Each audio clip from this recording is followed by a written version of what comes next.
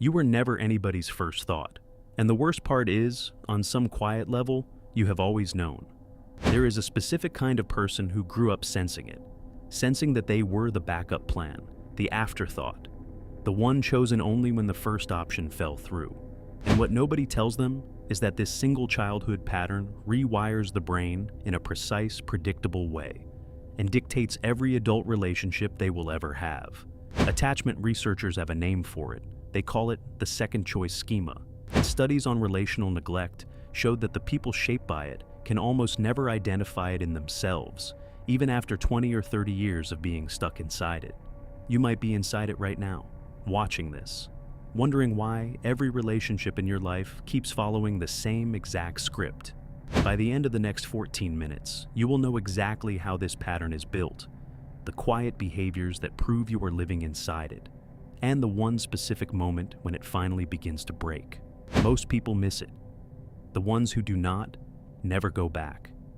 There is a specific kind of person who learns early that love is conditional, not because anyone said it out loud, but because of what they weren't given. The eye contact that lasted a beat too short, the birthday that got rescheduled because a sibling had a game, the bedtime story that ended faster on Tuesday nights, the small things, the things no one would call abuse, the things no one would even call neglect, the kind of childhood that looks completely fine in photographs. These are the children who become observers. While other kids are climbing furniture and demanding attention, they are studying faces, reading rooms, calibrating themselves to whoever just walked in. They become the quiet ones, the agreeable ones, the ones teachers describe as mature for their age, which is almost always code for a child who has stopped expecting their needs to be met. And it does not take much. A single sibling who shines a little brighter, a parent whose love was already half spent before the second pregnancy, a best friend in elementary school who always picks someone else first. The pattern does not need a villain, it just needs repetition. By the time they reach adolescence, the wiring is already there. They have internalized a single devastating idea, one they cannot articulate yet, but will live by for the next 30 years. The idea goes like this: my presence is acceptable, but my preference is not. My presence is allowed, but my needs are too much. The room will tolerate me as long as I do not ask it for anything. And so, they do not ask. They become the friend who never requests favors, the partner who never initiates a hard conversation, the employee who does not push for the raise, the sibling who hosts the holiday even when no one helped plan it. They mistake this for being easygoing. They mistake it for being mature. They mistake it for being kind. But underneath, something else is happening. Something that will not reveal itself until much later. Usually in their 30s, sometimes in a therapist's office, often in the wreckage of a relationship that should have worked. The wound has a name. Most of them have never heard it. Psychologists call it the second choice schema, a self-concept built around the assumption that you are never anyone's first preference. It does not matter what the evidence says. It does not matter how many people love them, how many friends they have, how successful they are. The schema runs underneath all of it, filtering every interaction through the same quiet question: am I about to be replaced? This is where the patterns start to show themselves. They overgive in friendships. They remember every birthday, every detail, every offhand comment about a favorite snack, because some part of them believes that being indispensable is the only way to stay. They become the friend who shows up, the one who drives 3 hours, the one who texts first after the fight. Not because they do not have boundaries, but because the second choice mind interprets a single dropped call as the beginning of being abandoned all over again.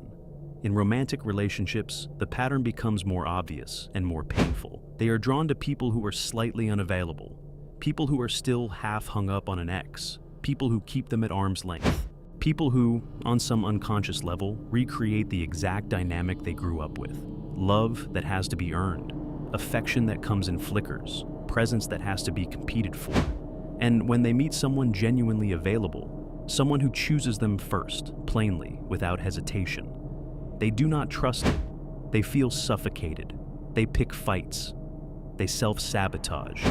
Because being chosen first is foreign. It contradicts the entire architecture of who they believe they are. At work, they become the dependable one, the one who covers everyone's shift, the one who stays late, the one who never complains. They watch louder, less competent colleagues get promoted past them, and they tell themselves, it does not matter. But it does. It always did. They just stopped giving themselves permission to admit it years ago. There is a particular kind of exhaustion that comes from being the second choice for too long. It is not physical. It is not even fully emotional. It is the exhaustion of constantly performing, of always being on, being agreeable, being useful. Because the moment they stop, they believe.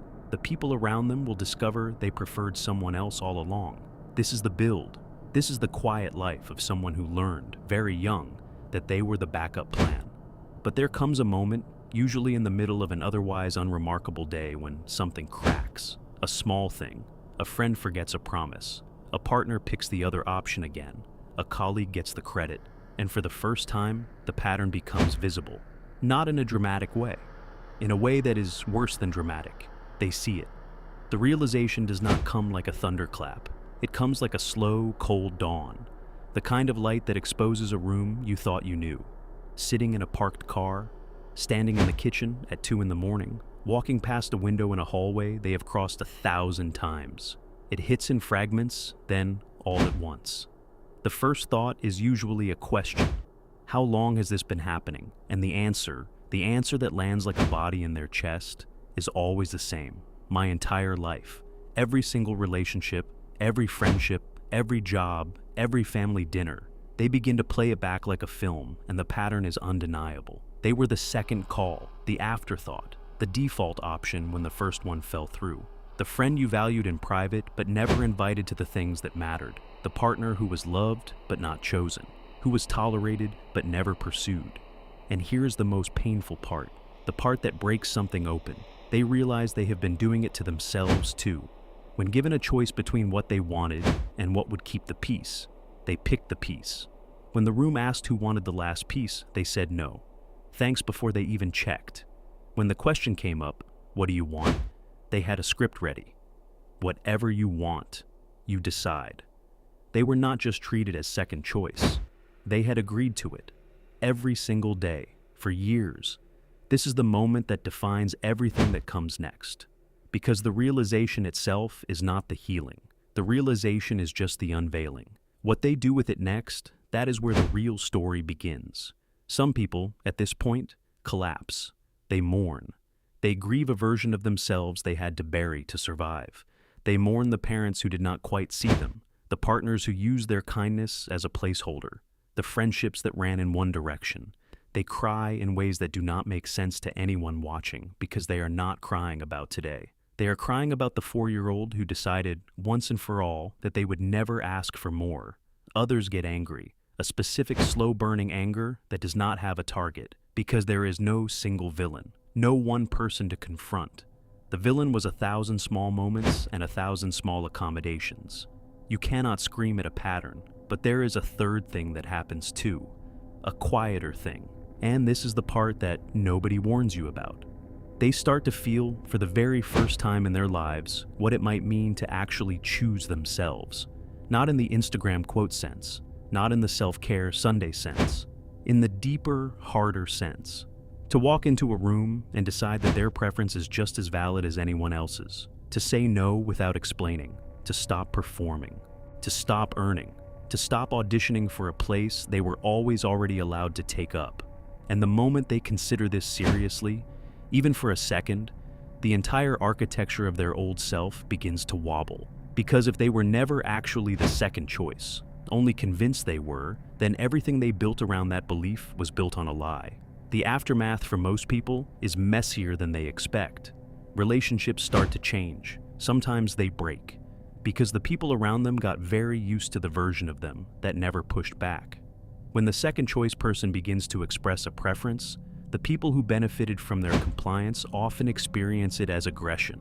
They will be called difficult, selfish, cold, not themselves anymore. They will hear that they have changed, and they will be expected to feel guilty about it. This is where most people fold. They retreat to the old self. They apologize for the boundary, they re-shrink. Because being the second choice, painful as it is at least familiar. The grief of staying small is a grief they already know how to carry. But the ones who do not fold, the ones who hold the line, even when their voice is shaking, encounter something they did not expect. They start to see with horrible clarity who was actually with them versus who was just enjoying the version of them that never needed anything. Some friendships will quietly fade, some relationships will end, some family dynamics will go sideways for a year, sometimes longer. It will feel at times like everything is being subtracted from their life. What they cannot see yet is what is being made room for. Because here is what happens when a person who spent 30 years auditioning finally stops. Real intimacy becomes possible for the first time, the kind they could not access before because they were too busy earning a seat at the table, the kind where someone chooses them, not because they were useful, but because they were them. This is not a fast process. It is not a 6-week journey. It is a long, slow, deeply uncomfortable rewiring of an entire identity. There are setbacks. There are nights they fall back into the old patterns. There are mornings they wake up convinced they should apologize, that they should make themselves easier to love again. But something has shifted, permanently. And eventually, usually years later, they look back and notice something strange. They are not bitter. Not toward the parents, not toward the partners, not toward the friends who let them down for 2 decades. The anger has burned through. What is left is something quieter, a kind of grown-up clarity. They understand now that being the second choice for so long taught them things first. Choice people will never fully learn. It taught them how to read a room, how to anticipate a need, how to love without requiring fanfare, how to survive in environments where their feelings did not register. These are not gifts they would have asked for, but they are gifts. And the cost of acquiring them was paid in full. But they also understand the trade-off. They understand, finally, that they were never second best. They were just born into rooms where the people in charge could not see them. There is a difference, a profound, life-altering difference. The room could not name what it had. That was the room's failure, not yours. Some people spend their whole lives still trying to convince the room. Some never figure it out. But the ones who do, the ones who finally see the pattern, name it, and walk out of it, they do not become loud. They do not become harsh. They become unavailable in the most powerful way a person can become unavailable. They become unavailable to anyone who would not choose them first.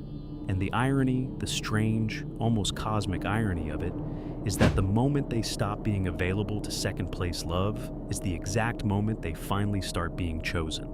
If this hits somewhere you were not expecting, there is something else you should know. There is one specific behavior that almost every second-choice person does without realizing, and it is the single biggest reason they stay stuck for so long. We break it down in the next video. Watch that one with the lights low.